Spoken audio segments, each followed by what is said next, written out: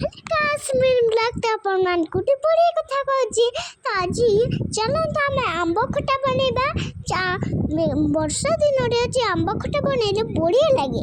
ଆମ୍ବ ଖଟା ଖାଇବାକୁ ଯଦି ଇଚ୍ଛା ହେଉଛନ୍ତି ତାହେଲେ କମେଣ୍ଟରେ ନିଶ୍ଚୟ କହିବେ। ଆଜି ହେଲା ସୋମବାର ବେଳୁ ଆଜି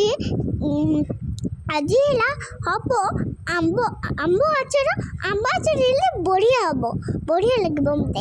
ମୁଁ ଆମ୍ବ ଆଚାର ଖାଇଲେ ମୋତେ ବଢ଼ିଆ ଲାଗେ। ମୁଁ ଆମ୍ବ ଆଚାର ଖାଇବା ପାଇଁ ବହୁତ ଇଚ୍ଛା କରେ।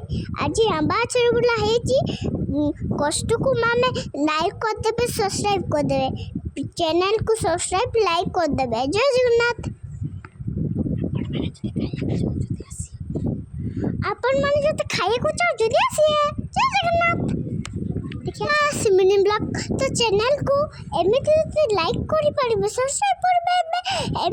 ଆଜି ଆମେ କରିବା ଆମ୍ବ ଖଟା